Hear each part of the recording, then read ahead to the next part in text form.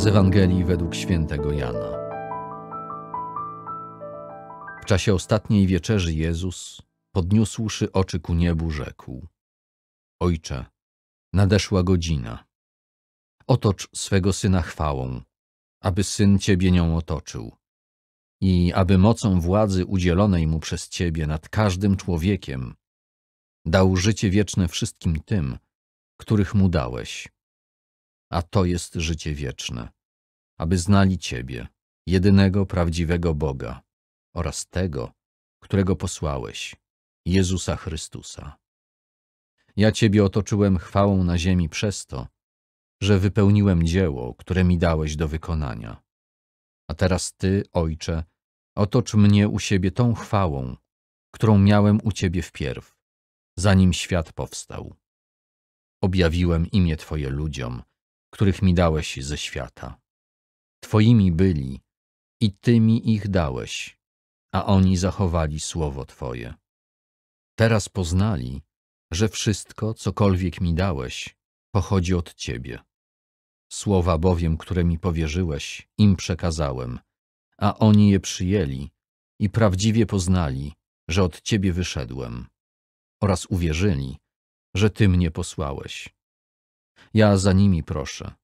Nie proszę za światem, ale za tymi, których mi dałeś, ponieważ są Twoimi. Wszystko bowiem moje jest Twoje, a Twoje jest moje, i w nich zostałem otoczony chwałą.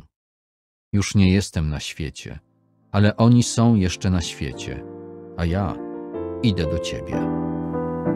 Witajcie, moi drodzy. Przed chwilą usłyszeliśmy fragment modlitwy arcykapłańskiej Pana Jezusa, którą się modlił na Ostatniej Wieczerzy, na pierwszej, możemy tak powiedzieć, mszy świętej, przed samą męką na krzyżu, przed samym przejściem z tego świata do wieczności. Pan Jezus ma świadomość, że przyszedł od Ojca i do Ojca wraca. Był wcześniej otoczony chwałą, otoczony Jego miłością. Na tę miłość odpowiadał również miłością do Ojca. Ta miłość jest spersonifikowana, w pewnym sensie można ją też nazwać osobą. Tak, to jest osoba, to jest trzecia osoba Trójcy Świętej. Jesteśmy w czasie nowenny do Ducha Świętego. Duch miłości, Duch Bożej obecności, Duch mocy, Duch prawdy, która wyzwala, Duch jednoczenia się z Bogiem, Duch rozgrzeszania, Duch oczyszczania serca, uzdrawiania, uwalniania, ożywiania. To wszystko jest związane z Bożą miłością, miłością Ojca. To jest związane z przyjmowaniem słów od Ojca, a takim najważniejszym słowem Ojca, jak to mówił święty Jan od Krzyża, jest Jezus. Jest to słowo, które stało się ciałem i zamieszkało między nami. Jest to słowo, które przyszło do swoich, a swoi go nie przyjęli. Jest to słowo, które w ciemności świeci i ciemność jej nie ogarnęła. Jest to słowo, które daje życie. Jest to słowo, które, kiedy się przyjmuje, otrzymuje się Ducha Świętego, Ducha Ożywiciela. Stajemy się wtedy dziećmi Bożymi. I wtedy rozpoczyna się raj, rozpoczyna się niebo. Trudno powiedzieć, gdzie jest niebo.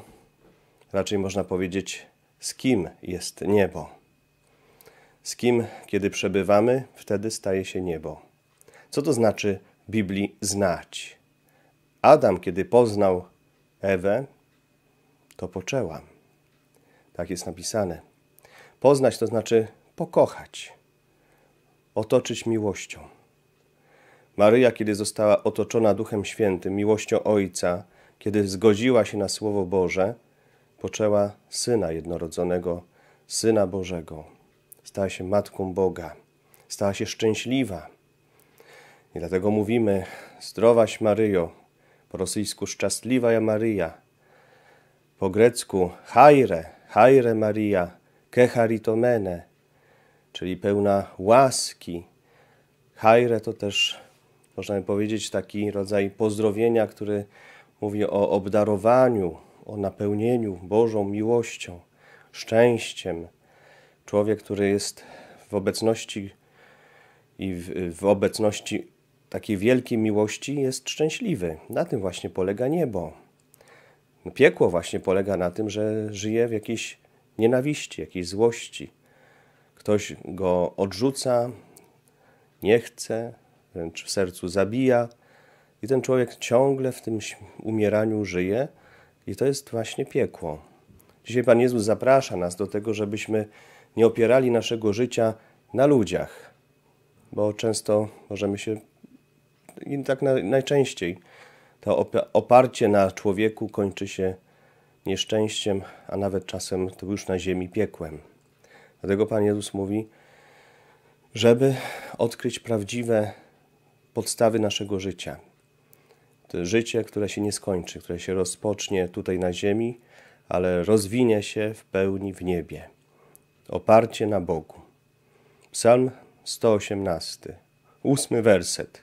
Ktoś powiedział, że jest to centralny werset w całym Piśmie Świętym, że to jest pośrodku między, gdybyśmy całe Pismo Święte wzięli, akurat w środkowej części tyle samo wcześniej wersetów i później wersetów jest w Piśmie Świętym Starego i Nowego Testamentu i okazuje się, że jest to werset: lepiej się uciec do Pana, niż pokładać ufność w człowieku. I dzisiaj Pan Jezus zaprasza, żeby uciec się do Pana, żeby położyć całą ufność w Bogu, a nie w człowieku, a nie w jakiejś władzy, jakichś zabezpieczeniach materialnych, zabezpieczeniach ludzkich, że mam jakąś znajomość. Najlepiej mieć znajomość Boga. Jeżeli ma ktoś takie znajomości, to dopiero ma, że tak powiem, tym kolokwialnym językiem plecy. Mieć takiego obrońcę, jakim jest sam Bóg. Jest taki piękny filmik o wystąpieniu pani, która przeżyła aborcję. Urodziła się w wyniku aborcji. Miała umrzeć na stole, miała być w zasadzie już wcześniej, miała być martwa w łonie matki poprzez roztwór soli. Miał ją zabić, ją uszkodził. Oczywiście ma problemy ruchowe, ale powiedziała, że ja mam innego ojca. Tym ojcem jest w niebie Bóg. To jest dopiero moc, to jest władza. Kto mi teraz podskoczy, tak? Nikogo się nie boję. Jeżeli Bóg ze mną, to któż przeciwko mnie? To jest właśnie doświadczenie już tutaj na ziemi pewnej wolności, radości, pokoju. To są owoce ducha. Jeżeli jest ta Boża miłość w nas, to owoce ducha też będą. Ale najważniejsza z darów Ducha Świętego jest mądrość. Dlaczego mądrość? Bo diabeł to oszust, to kłamca. I próbuje pod pozorem czegoś, co jest podobne do miłości, podobne do Boga, podobne do chrześcijaństwa, podobne do prawdy, coś nam dać i nas oszukać.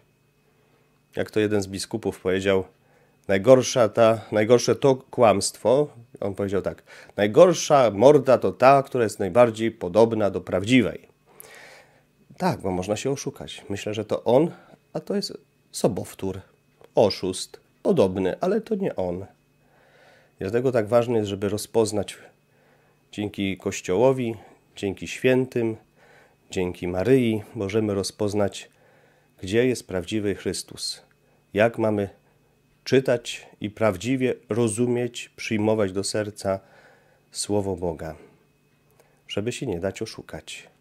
Że każdy sam może sobie przeczytać Pismo Święte i zrozumieć i gdyby tak było, nie byłoby tyle sekt, nie byłoby tyle herezji, tyle różnych interpretacji.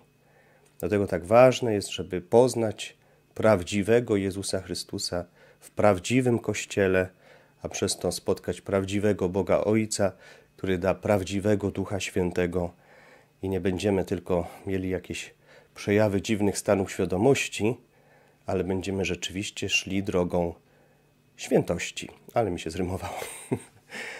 Moi kochani, przyjmijmy na tę drogę do nieba Boże błogosławieństwo. Niech Duch Święty nas prowadzi i uwalnia od wszelkich fałszów, kłamstw, żebyśmy poznali prawdziwego Boga. Wtedy jest to rzeczywiście prawdziwe życie wieczne, nie jakieś życie wieczne z churyskami, życie wieczne przez zniknięcie, jak to mówią buddyści, że się rozpłynę w nirwanie, w jakimś drachmanie, czy też życie wieczne jako jakiś rodzaj smutku, jak to w Starym Testamencie widzimy, że jest daleko od Boga świat zmarłych. Pan Jezus przychodzi z nadzieją, że życie wieczne to jest wieczna radość z Bogiem w tej relacji wielkiej miłości. Niech Duch Święty nas prowadzi do tej relacji, łączy. Przyjmij błogosławieństwo Boże. Pan z wami. Niech was błogosławi i strzeże Bóg Wszechmogący, Ojciec i Syn i Duch Święty. Niech będzie pochwalony Jezus Chrystus. Moi drodzy, chciałbym, żebyśmy teraz zobaczyli na koniec wystąpienie w Melbourne dla parlamentarzystów w Australii, tej, która przeżyła swoją aborcję, Jany Jensen, o której wspominałem, że przede wszystkim zobaczyła, jak bardzo wielką ma moc i władzę Bóg, który jest w niebie. Posłuchajmy.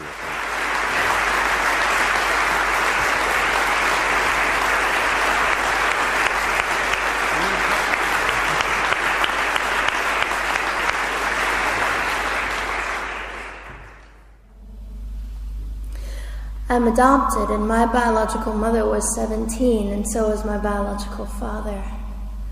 She was 7.5 months pregnant when she decided to go to Planned Parenthood, which is the largest abortion provider in the world, and they counseled her to have a late-term saline abortion, which is a saline salt solution that is injected into the mother's womb.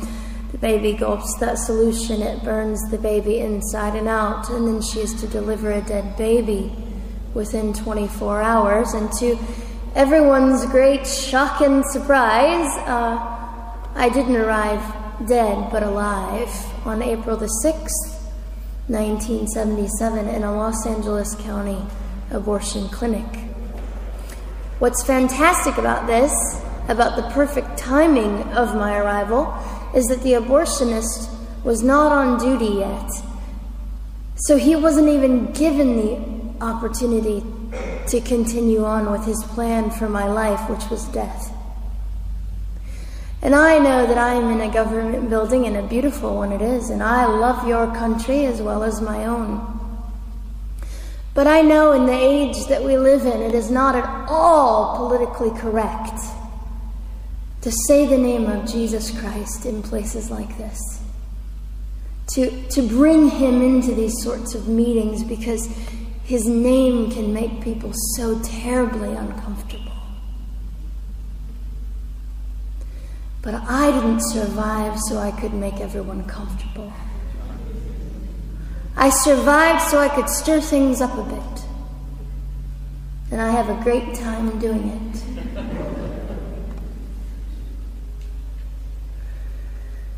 And so I was delivered alive, as I've already said, after 18 hours. I should be blind, I should be burned, I should be dead.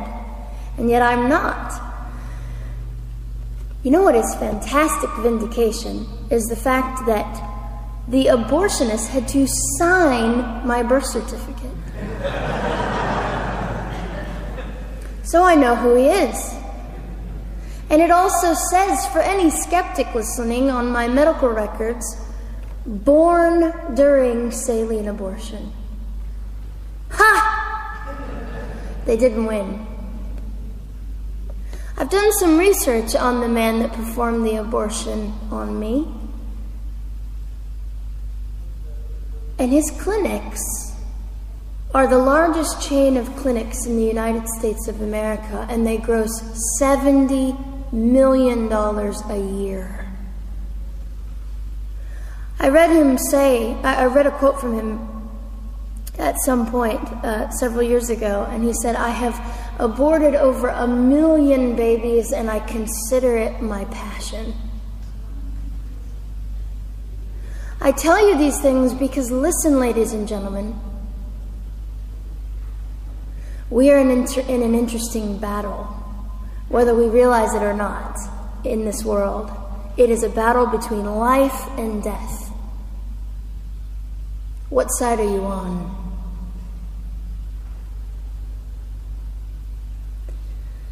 So a nurse called an ambulance and had me transferred to a hospital, which is absolutely miraculous. Generally, the practice at the time, and up until 2002, was, in my country, was to end the life of an abortion survivor by strangulation, suffocation, leaving the baby there to die, or throwing the baby away.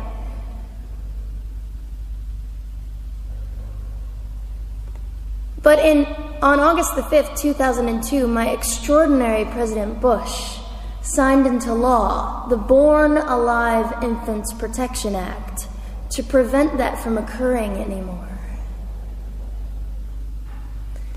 You see, we're playing for keeps. We're playing I'm hoping to be hated by the time that I die so that I can feel God about me and understand what it was to be hated. He was hated. Christ was hated. And not that I look forward to being hated, but I know along my journey, I know I'm already hated because I declare life. I say, you didn't get me. The silent Holocaust didn't win over me. And my mission, ladies and gentlemen, among many things, is this: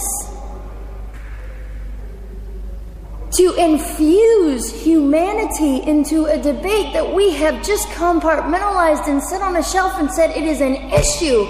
We have removed our emotions. We are becoming harder. Do you really want that? How much are you willing to take, and how much are you willing to risk to speak the truth in love and graciousness and stand up and at least be willing to be hated? Or at the end of the day, is it all about you or me? And so, after that, I was placed in an emergency foster care home where they decided they didn't like me very well, and as I'm fond of saying, I don't know how you could not adore me right from the start. What is wrong with these people? But they didn't. You see, I've been hated since conception by so many, and loved by so many more, but most especially by God. I'm His girl. You don't mess with God's girl. I got a sign on my forehead that says, you better be nice to me because my Father runs the world. So after I was placed in the mean home, I was taken out of the mean home and placed into another home, a beautiful home, Penny's home. And she said by this time I was 17 months old, 32 pounds of dead weight, and diagnosed with what I considered to be the gift of cerebral palsy, which was caused directly by the lack of oxygen to my brain while I was trying to survive.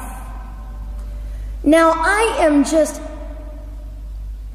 compelled to say this. If abortion is merely about women's rights, ladies and gentlemen, then what were mine? There was not a radical feminist standing up and yelling about how my rights were being violated that day. In fact, my life was being snuffed out in the name of women's rights. And ladies and gentlemen, I would not have cerebral palsy had I not survived all of this. So when I hear the appalling, disgusting argument that we should have abortions because the child just might be disabled, oh, the horror that fills my heart. Ladies and gentlemen, there are things that you will only be able to learn by the weakest among us.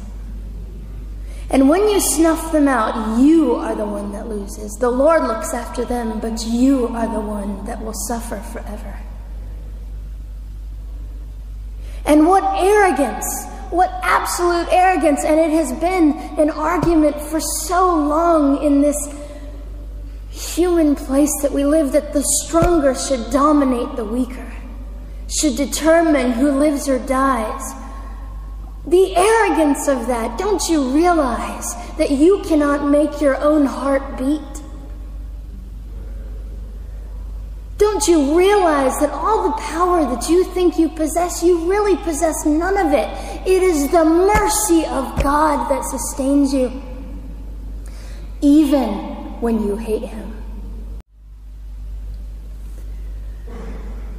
So they looked at my dear Penny and they said, Gianna will never be anything, which is always encouraging. And she decided to ignore them, and she worked with me 3 times a day, and I began to hold up my head, and they said, well, Gianna will never this and never that.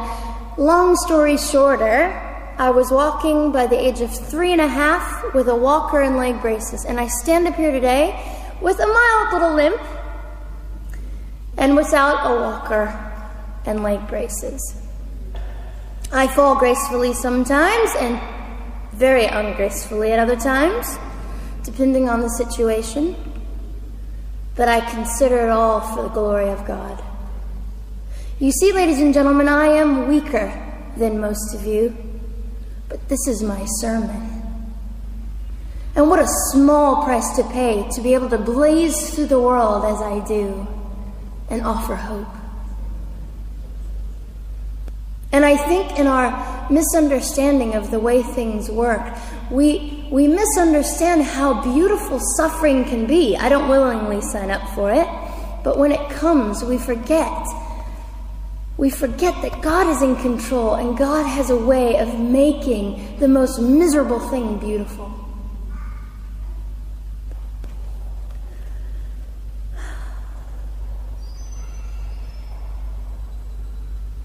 I have met my biological mother.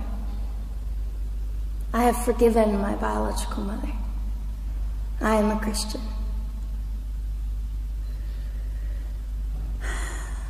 She's a very broken woman. She came to an event I was having 2 years ago, showed up unannounced, and said, "Hello, I'm your mother."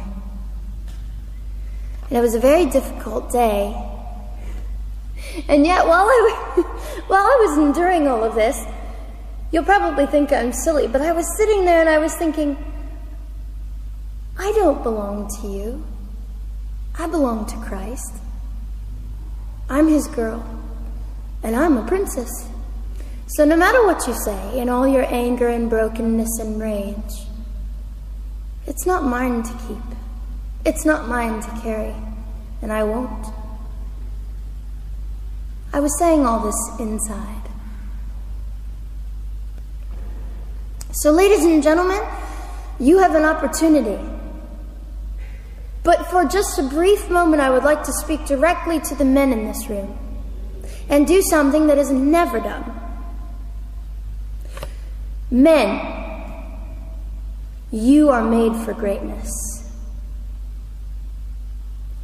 You are made to stand up and be men. You are made to defend women and children, not stand by and turn your head when you know murder is occurring and do nothing about it.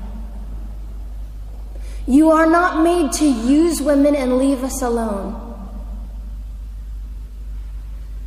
You are made to be kind and great and gracious and strong and stand for something. Because men, listen to me, I am too tired to do your job. Women, you are not made for abuse. You are not made to sit and not know your worth and your value. You are made to be fought for forever. So now is your moment. What sort of people are you going to be? I trust incredible. I trust, men, you will rise to the occasion. To the politicians listening, particularly to the men, I would say this: you are made for greatness, set your politics aside. You are made to defend what is right and good. This fiery young girl will stand here and say, now's your moment. What sort of man do you want to be? A man obsessed with your own glory, or a man obsessed with the glory of God?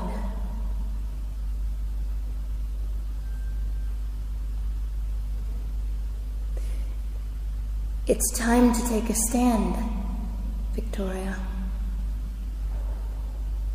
This is your hour. God will assist you. God will be with you. You have the opportunity to glorify and honor God in 2008. I'll just end with this. Some of you might be slightly annoyed that all I keep doing is talking about God and Jesus. But how on earth can I walk about limping through this world and not give all my heart and mind and soul and strength to the Christ who gave me life? So if you think I'm a fool, it's just another jewel in my crown. My whole intent in living here is to make God smile. I hope some of this made sense. It just came from my heart. God bless and keep you.